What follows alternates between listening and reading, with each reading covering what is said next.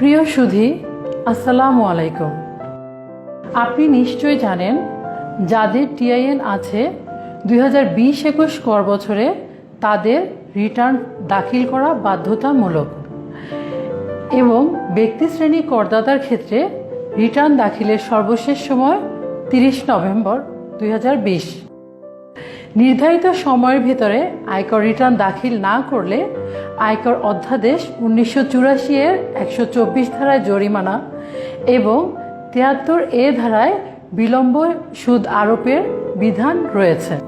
আমরা এই ভিডিওটিতে আপনারা যারা বেতনভুক্ত নতুন সরকারি কর্মচারী তারা কিভাবে আয়কর রিটার্ন ফর্ম পূরণ করবেন তা ধাপে ধাপে উপস্থাপন করব। আমি আবারও বলছি, আপনারা যারা বেতনভুক্ত নতুন সরকারি কর্মচারী তারা কিভাবে আয়কর রিটার্ন ফর্মটি পূরণ করবেন তা আলোচনা করব। রিটার্ন ফর্ম পূরণের জন্য আমরা যে বিষয়গুলো নিয়ে আলোচনা করব তা হলো রিটার্ন ফর্ম পরিচিতি। রিটার্ন ফর্ম পূরণের জন্য একজন করদাতার যে সমস্ত কাগজপত্র দরকার হবে তার তালিকা। একজন নতুন করদাতাকে আয়কর রিটার্ন ফর্ম পূরণের জন্য আইনের যে সকল বিষয়গুলো না জানলেই নয় সেসব বিষয়গুলো আলোচনা করা হয়েছে এবং একজন নতুন করদাতাকে আয়কর রিটার্ন ফর্মটি কিভাবে পূরণ করতে হবে তা আমরা একটি নমুনার মাধ্যমে দেখিয়ে দেব।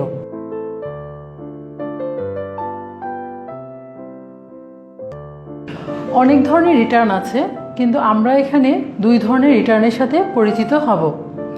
সর্বাধিক ব্যবহৃত রিটার্ন হলো আইটি 11 গ।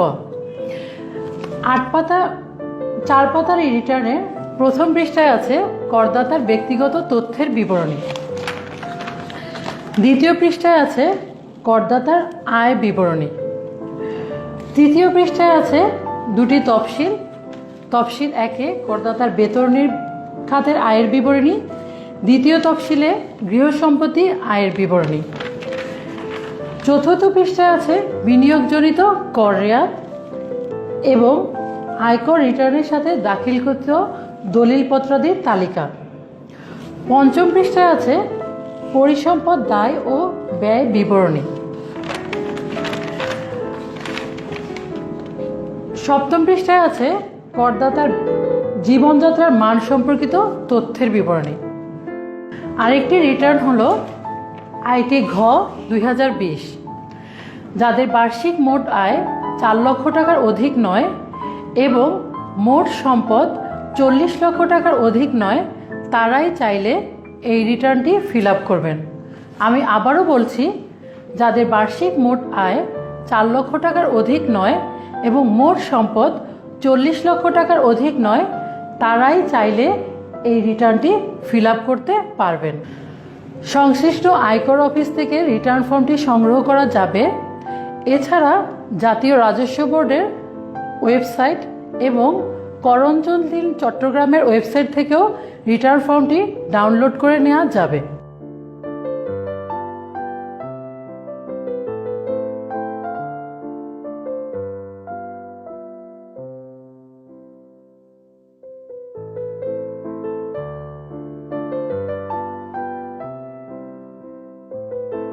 আমরা একটি রিটার্ন ফর্ম নিলাম। একদম শুরুতে সার্বজনীন স্বনির্ধারণী ছকে টিক চিহ্ন দেই। এখন আমরা বেতনভুক্ত নতুন সরকারি কর্মচারী রিটার্ন ফর্ম ফিল আপ করব। ধরে নিলাম তার নাম সাজ্জাদ হোসেন। এখন করদাতার নাম ফর্মটিতে লিখি, জাতীয় পরিচয়পত্রের নাম্বার, টিআইএন নম্বর, টিআইএন-এ প্রদত্ত সার্কেল নম্বর এবং কর অঞ্চল লিখি। কর বছর 2020-2021 উল্লেখ করি। আবাসিক মর্যাদা নিবাসীতে টিক চিহ্ন দেই, মর্যাদা ব্যক্তিতে টিক চিহ্ন দেই। নিয়োগকারীর নাম উল্লেখ করি, পিতার নাম, মাতার নাম, জন্ম তারিখ, বর্তমান ঠিকানা, স্থায়ী ঠিকানা এবং তার টেলিফোন নম্বর লিখি। আমরা এই পর্যায়ে তার বেতন বিবরণীটি নেই। বেতন বিবরণী থেকে দেখা যায় 1 জুলাই 2019 থেকে 30 জুন 2020 পর্যন্ত তার বার্ষিক মোট প্রাপ্ত টাকা মূল বেতন 2,64,000 টাকা, বাড়ি ভাড়া ভাতা 1,32,000 টাকা, চিকিৎসা ভাতা 18,000 টাকা, শিক্ষা ভাতা 6,000 টাকা, উৎসব ভাতা 44,000 টাকা, নববর্ষ ভাতা 4,400 টাকা। মোট বেতন প্রাপ্ত হয়েছেন 4,68,400 টাকা। তার বেতন থেকে ভবিষ্যৎ তহবিল বাবদ কর্তন হয়েছে 38,400 টাকা, যৌথ বিমা তহবিলে কর্তন হয়েছে 1,200 টাকা, কল্যাণ তহবিলে কর্তন হয়েছে 1,800 টাকা, উৎসে করে কর্তন হয়েছে 3,000 টাকা। তার মোট কর্তন 44,400 টাকা। এখন আমরা বেতন বিবরণীর উক্ত তথ্যাদি দিয়ে রিটার্ন ফর্মের 3য় পৃষ্ঠায় তফসিল একটি পূরণ করব। তফসিল একের 3টি কলামের ভিতরে প্রথম কলামে আমরা তার প্রাপ্ত মোট টাকা লিখব। মূল বেতন 2,64,000 টাকা, বিশেষ বেতন আমরা কেটে দেই, তার সামনে আমরা নববর্ষ ভাতা লিখি 4,400 টাকা, মহার্ঘ ভাতা আমরা কেটে দেই, শিক্ষা ভাতা লিখি 6,000 টাকা, বাড়ি ভাড়া ভাতা বাবদ লিখি 1,32,000 টাকা, চিকিৎসা ভাতা 18,000 টাকা, বোনাস 44,000 টাকা, বেতন হতে বার্ষিক মোট প্রাপ্তি 4,68,400 টাকা। যেহেতু করদাতা একজন সরকারি কর্মচারী, করদাতার মূল বেতন এবং উৎসব ভাতা বাদে বাকি সব ভাতাই করমুক্ত আয় হিসেবে বিবেচিত হবে।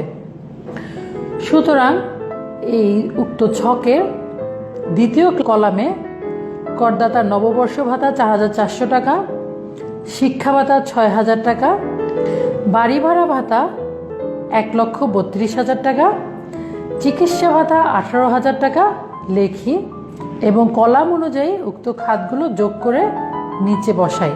উক্ত যোগফল করদাতার মোট করমুক্ত আয়। ছকের 3য় কলামে করদাতার মোট মূল বেতন লিখি 2,64,000 টাকা এবং উৎসব ভাতা 44,000 টাকা। কলাম অনুযায়ী যোগ করে নিচে বসাই 3,08,000 টাকা। এটি মোহাম্মদ সাজ্জাদ হোসেনের নিট করযোগ্য আয়। এই পর্যায়ে 2য় পৃষ্ঠায় করদাতার আয় বিবরণীতে 30 জুন 2020 তারিখে সমাপ্ত আয় বছরের আয় বিবরণী উল্লেখ করব। উক্ত ছকের 1 নম্বর কলমে আছে বেতনাদি। করদাতার করযোগ্য আয় 3,08,000 টাকা লেখি। যেহেতু করদাতার অন্য কোনো খাতে কোনো আয় নেই, সুতরাং মোট আয় 3,08,000 টাকা 10 নম্বর কলামে লেখি এবং মোট আয় 12 নম্বর কৌমিকে উল্লেখ করি 3,08,000 টাকা। এখন আমরা করদাতা জনাব সাজ্জাদ হোসেনের করদায় পরিগণনা করব। জনাব সাজ্জাদ হোসেনের প্রথম 3 লক্ষ টাকা পর্যন্ত করদায়ের পরিমাণ 0 এবং অবশিষ্ট 8,000 টাকার উপর 5% মোট করদায় হবে 400 টাকা। যেহেতু জনাব সাজ্জাদ হোসেন সিটি কর্পোরেশন এলাকায় অবস্থিত একটি ব্রাঞ্চে কাজ করেন, সেহেতু তার মোট আয়ের উপর আরোপযোগ্য কর হবে 5,000 টাকা। এখন আমরা 2য় পৃষ্ঠায় করদাতার আয় বিবরণীতে 13 নম্বর কলামে মোট আয়ের উপর আরোপযোগ্য আয়কর 5,000 টাকা লিখি। এই পর্যায়ে আমরা পৃষ্ঠা নম্বর 4-এ বিনিয়োগজনিত কর রেয়াত হিসাব করব। তফসিল 3-এর বিভিন্ন খাতে করদাতার বার্ষিক মোট বিনিয়োগগুলো উল্লেখ করব। করদাতার জীবন বীমার প্রদত্ত কিস্তি 24,000 টাকা 1 নম্বর কলামে লিখি। ভবিষ্যৎ তহবিল আইন 1925 অনুযায়ী করদাতার ভবিষ্যৎ তহবিলে প্রদত্ত চাঁদা 38,400 টাকা। কল্যাণ তহবিলে প্রদত্ত চাঁদা এবং গোষ্ঠী বীমা স্কিমের অধীন প্রদত্ত কিস্তি মোট 3,000 টাকা লিখি।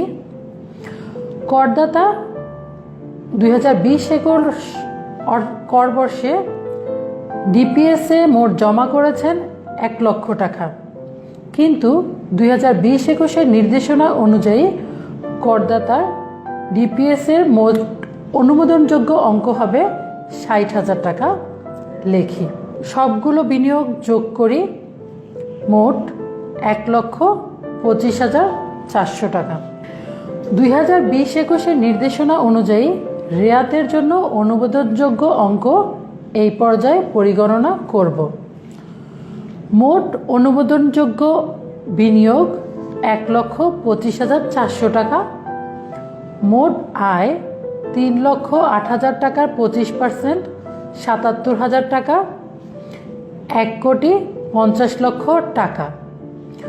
অনুমোদনযোগ্য অঙ্ক এই তিনটির মধ্যে যেটি কম, 77,000 টাকা। যেহেতু তার আয় 15 লক্ষ টাকার কম, সেহেতু কর রেয়াতের পরিমাণ হবে অনুমোদনযোগ্য অঙ্ক 77,000 টাকায় 15%, অর্থাৎ 11,550 টাকা। মোট আয়ের উপর আরোপযোগ্য কর ন্যূনতম 5,000 টাকা, কর রেয়াত 11,550 টাকা। রেয়াত বাদে পরিগণিত প্রদেয় কর ঋণাত্মক হলেও করদাতার করমুক্ত সীমার অতিরিক্ত আয় থাকায় ন্যূনতম 5,000 টাকা আয়কর প্রদান করতে হবে।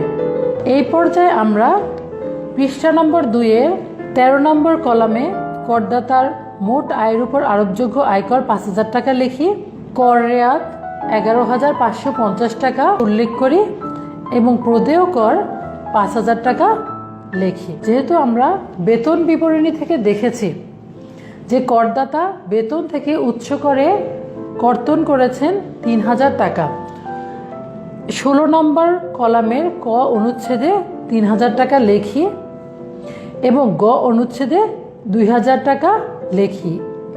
এই উক্ত 2,000 টাকায় করদাতাকে চালান, পে অর্ডার বা ব্যাংক ড্রাফটের মাধ্যমে প্রদান করতে হবে এবং রিটার্নের সাথে সংযুক্ত করতে হবে। এই পর্যায়ে আমরা করদাতার দায় ও সম্পদ বিবরণী পূরণ করব।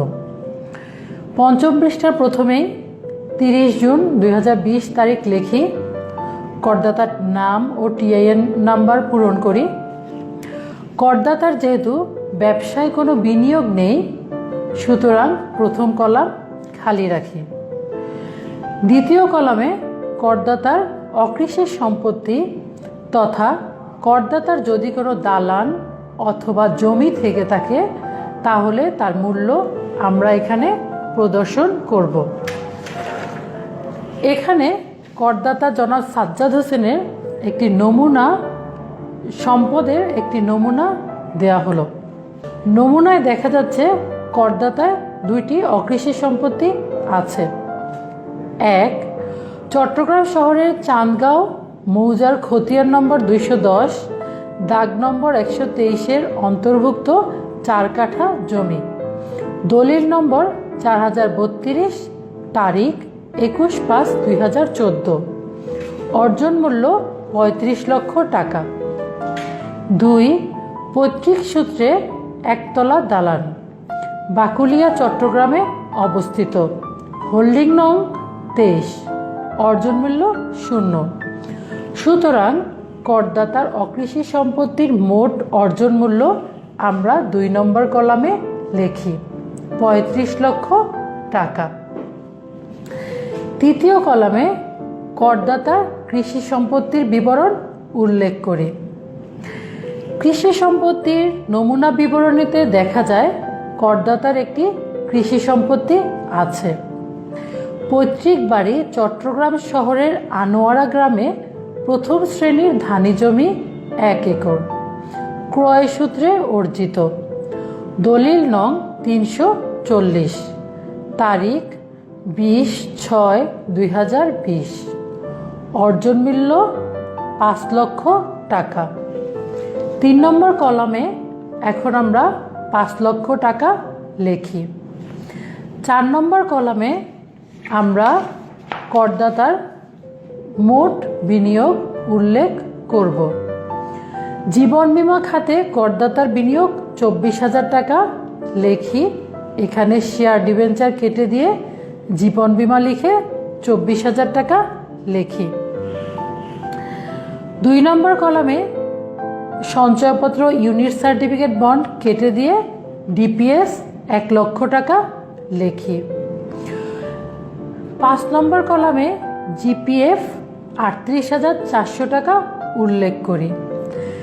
করদাতার মোট বিনিয়োগ 1,62,400 টাকা।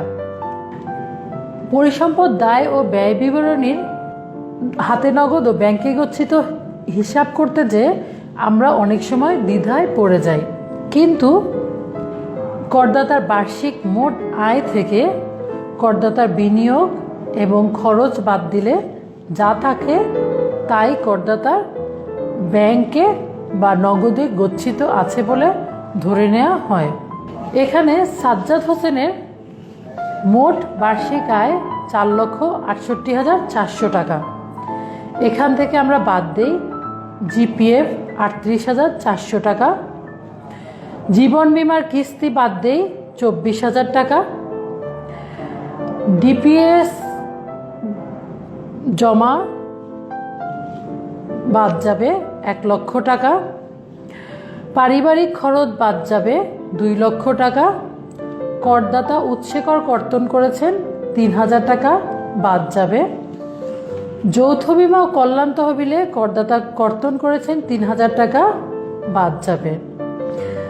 4,68,400 টাকা থেকে মোট খরচ এবং বিনিয়োগ বাদে করদাতার মোট জমা থাকে 1 লক্ষ টাকা। পাশাপাশি আমরা ধরে নেই যে করদাতার অতীত সঞ্চয় 2 লক্ষ টাকা আছে। তাহলে করদাতার নগদ এবং সঞ্চয় মিলে মোট 3 লক্ষ টাকা, যা আমরা নগদে লিখি। এখন করদাতার অকৃষি সম্পত্তির মোট মূল্য, কৃষি সম্পত্তির মোট মূল্য, বিনিয়োগ এবং ব্যবসা বহির্ভূত অর্থ সম্পদ যোগ করে যে অঙ্কটি পাওয়া যাবে তাই করদাতার মোট পরিসম্পদ। অর্থাৎ 30 জুন 2020 তারিখে করদাতার মোট সম্পদ হবে 44,62,400 টাকা। ধরে নিলাম করদাতার কোনো দায় নেই, সুতরাং 11 নম্বর কলাম শূন্য থাকবে। 12 নম্বর কলামে করদাতার মোট সম্পদ থেকে দায় বাদ দিলে যা থাকবে সেই নিট সম্পদ উল্লেখ করতে হবে। যেহেতু করদাতা সাজ্জাদ হোসেনের কোনো দায় নেই, সুতরাং তার মোট সম্পদ 44,62,400 টাকা আমরা 12 নম্বর কলামে লিখি। যেহেতু করদাতার এটি প্রথম রিটার্ন, সুতরাং করদাতার বিগত আয় বছরে কোনো নিট সম্পদ দেখানো হয়নি। 13 নম্বর কলাম তাই খালি থাকবে। 14 নম্বর কলামে আমরা করদাতার মোট পরিসম্পদ 44,62,400 টাকা লিখি। এই পর্যায়ে আমরা রিটার্ন ফর্মের 7ম পৃষ্ঠায় করদাতার জীবনযাত্রার মান সম্পর্কিত তথ্যের বিবরণী লিখব। এখন আমরা করদাতার খাতভিত্তিক মোট ব্যয় হিসাব করে পেলাম 2,06,000 টাকা, যা আমরা 6ষ্ঠ পৃষ্ঠার 15 নম্বর কলামে লিখি। পরিবৃদ্ধিগত সম্পদের সাথে করদাতার পারিবারিক ব্যয় যোগ করলে করদাতার সম্পদের মোট পরিবৃদ্ধি পাওয়া যাবে, যা কিনা 44,62,400 টাকার সাথে 2,06,000 টাকা যোগ করলে 46,68,400 টাকা পাওয়া যায়, যা 16 নম্বর কলামে লিখি।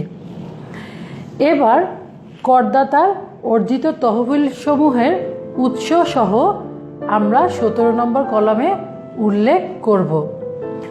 করদাতার নিট করযোগ্য আয়, করদাতার করমুক্ত আয়, করদাতার অতীত সঞ্চয় এবং কৃষি ও অকৃষি সম্পত্তির মূল্য মোট 42 লাখ টাকা।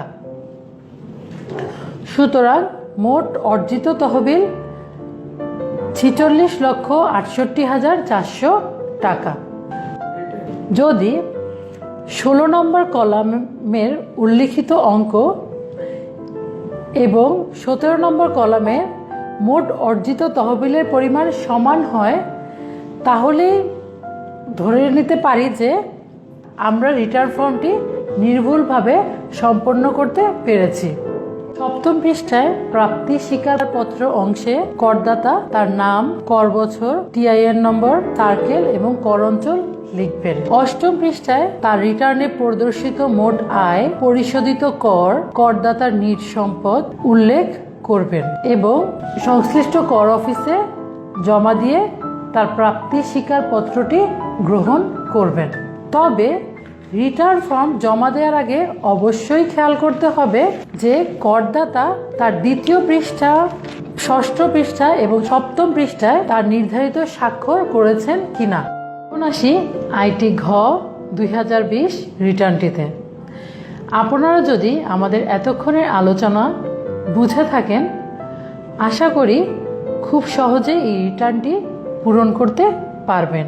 চালান, পে অর্ডার এবং ই পেমেন্টের মাধ্যমে আয়কর পরিশোধ করা যাবে।